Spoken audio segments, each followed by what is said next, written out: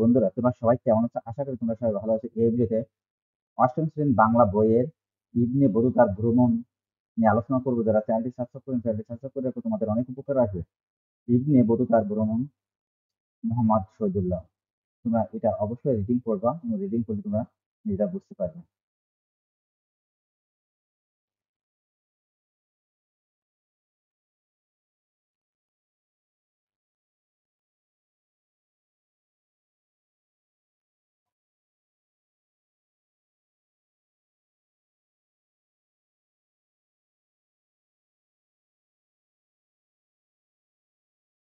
তারপর দেখো এখানে শব্দের অর্থ আছে, শব্দের অর্থগুলো তুমি অবশ্যই মনোযোগ সহকারে পড়বে।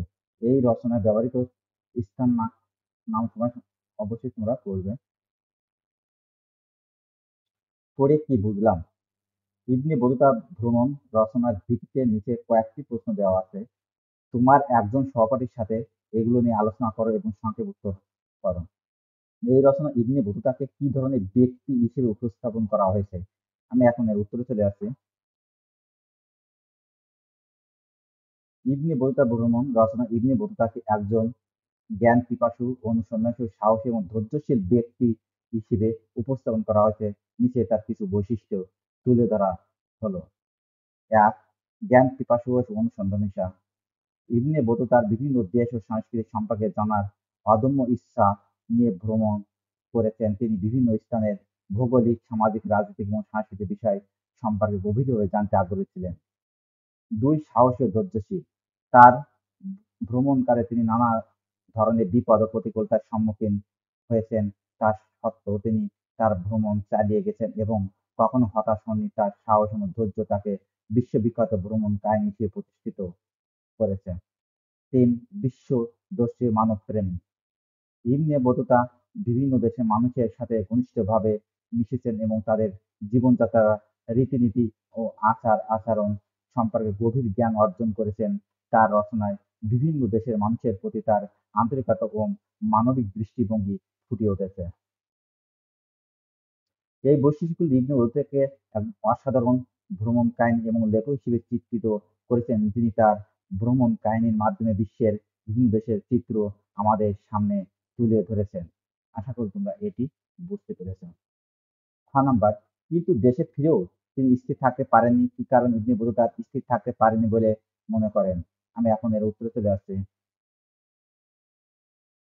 ইবনে বতুতা ভ্রমণ রচনা ইবনে বতুতাকে দেশে ফিরে স্থির থাকতে পারেনি কারণ: এক, অদম্য ভ্রমণ পিপাসু। ইবনে বতুতার মধ্যে ছিল একজন গভীর ভ্রমণ পিপাসু। নতুন নতুন দেশ ও সংস্কৃতি আবিষ্কারের প্রবল ইচ্ছা তাকে এক স্থানে স্থির হতে দেননি। দেশে ফিরে এলেও তার মন বারবার নতুন অভিযানের জন্য আকুল ছিল। ২, অভিজ্ঞতা ও জ্ঞান অর্জনের তৃষ্ণা। ইবনে বতুতা তার ভ্রমণগুলোর মাধ্যমে বিভিন্ন দেশের ইতিহাস, সংস্কৃতি এবং সমাজ ব্যবস্থা সম্পর্কে জ্ঞান অর্জন করতেন। এই জ্ঞান পিপাসু তাকে আরো নতুন নতুন স্থানে ভ্রমণ করতে অনুপ্রাণিত করেছে। ৩, বিপদ সংকুলন জীবন এবং অ্যাডভেঞ্চারের আকর্ষণ। ইবনে বতুতার জীবনে ভ্রমণের প্রতিটি মুহূর্তে ছিল চ্যালেঞ্জ ভরা। বিপদ সংকুলন জীবনের এই অ্যাডভেঞ্চার তাকে বারবার ঘর ছেড়ে বাইরে যেতে উদ্বুদ্ধ করত। এই কারণগুলোর জন্য ইবনে বতুতা দেশে ফিরে এলেও স্থির থাকতে পারেননি এবং বারবার নতুন অভিযানে বেরিয়ে পড়েছেন। আশা করি তোমরা এটি বুঝতে পেরেছ। দেশে কিংবা দেশের বাইরে ভ্রমণের ব্যাপারে তোমার কোনো অভিজ্ঞতা, ইচ্ছা বা মতামত থাকলে তা উল্লেখ করো। আমি দেখো এখন এর উত্তরে চলে আসছি। ইবনে বতুতা ভ্রমণের কাহিনী পড়ে আমার দেশে বা দেশের বাইরে ভ্রমণের প্রতি একটি গভীর আকর্ষণ এবং আগ্রহ তৈরি হয়েছে। ভ্রমণ আমাদের জীবনের একটি গুরুত্বপূর্ণ অংশ হতে পারে, কারণ এর মাধ্যমে আমরা নতুন নতুন স্থান, সংস্কৃতি এবং মানুষদের সম্পর্কে জানতে পারি। নিচে আমার কিছু অভিজ্ঞতা, ইচ্ছা এবং মতামত তুলে ধরা হলো। দেখো এখানে অভিজ্ঞতা এবং মতামত লিপিবদ্ধ আছে। তোমরা এটা নিজেরা পড়লে বুঝতে পারবে। আমার ইচ্ছার তালিকায় রয়েছে কি কি, তার মতামত রয়েছে। দেখো এগুলো তোমরা অবশ্যই মনোযোগ সহকারে পড়বে, পড়লে নিজেরা বুঝতে পারবে।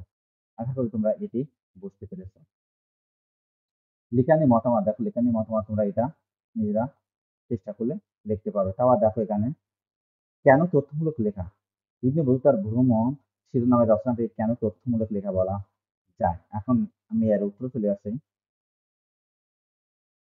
ইবনে বতুতার ভ্রমণ শিরোনামের রচনাটিকে তথ্যমূলক লেখা বলা যায় কারণ এতে ইবনে বতুতার ভ্রমণ অভিজ্ঞতার বিস্তারিত বর্ণনা পাওয়া যায়।